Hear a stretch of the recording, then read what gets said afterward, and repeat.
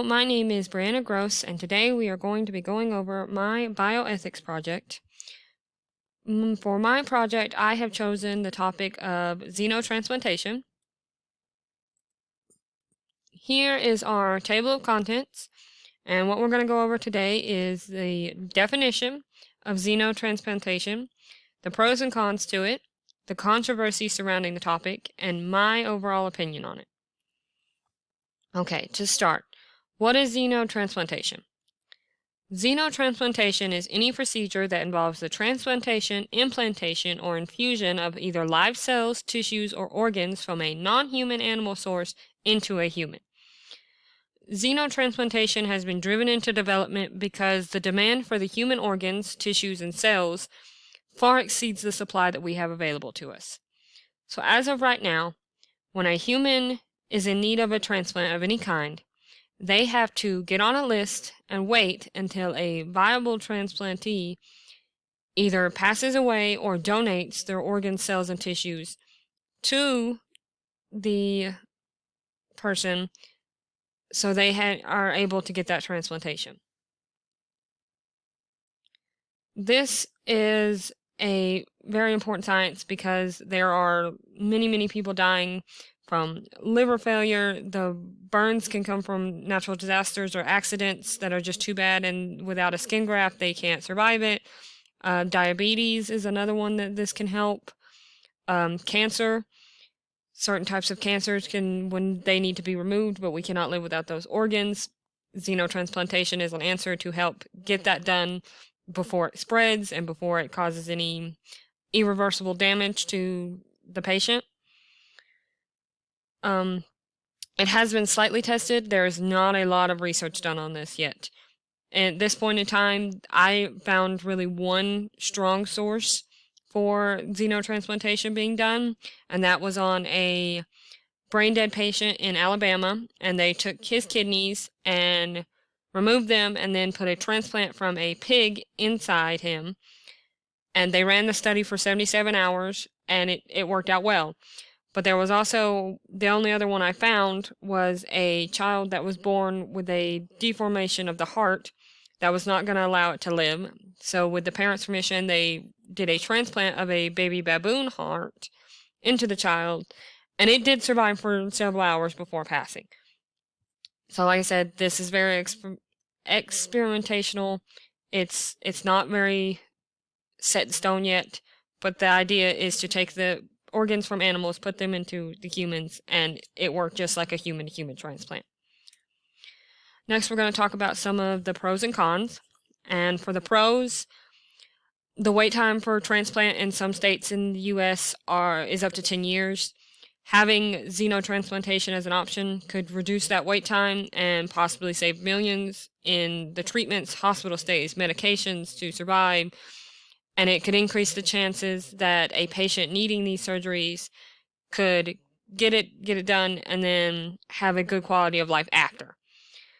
Successful xenotransplantation could drastically reduce the number of people dying, too, because they are getting these surgeries before it's too late. Xenotransplantation could be a much faster answer to more problems than just like the organ failure in the livers and kidneys. In time, we can use the different things to treat diseases, for cancer removals, to replace those organs. It even has a possibility for prenatal care when a child is obviously going to have an undeveloped organ, and that could give the child the chance to live. Another pro is that animals are much easier to breed, and they reach maturity a lot quicker in order to get those organs for the transplants, instead of having to wait on the human donors to pass away or donate.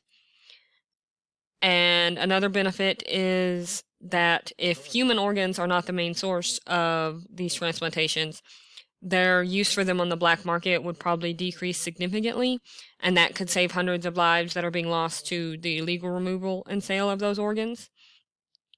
As for the cons, people are going to be skeptical, especially at first, so finding patients that are in need, willing to participate and match the criteria for these studies may be difficult. And at this point, the studies are so minimal that knowing the possible complications that are going to come with the procedure is not possible. And there's already a lot of complications that can happen from a human to human. So doing it with an animal to a human could be very difficult to convince the public on. And then there is a chance that there are animals that were used for these transplants could have diseases that are not affecting the animal and are not traceable at the time, but after being put into a human recipient, may cause long-lasting issues that the patient didn't have before, and it's kind of unpredictable if that's gonna happen or not. There are also many unknowns on the long-term effects of these procedures. As I said, there's not been very many studies, and the ones that have been done are pretty short. So knowing what's going to come from these procedures in 5, 10, 15 years is up in the air at the moment. And then lastly, for the cons, organizations like PETA are going to fight really hard against this kind of procedure. They're going to claim the exploitation of animals and their rights, and when these procedures, or if these procedures do start happening, the people that do end up getting them done are going to have a hard time dealing with those organizations because they're going to make their lives very hard, then ridicule them publicly and humiliate them in any way they can because that's what they do to get their point across. So it could cause problems for people that are getting the procedures done in the end. For the controversy, obviously, there's going to be some controversy when it comes to putting animal parts into humans.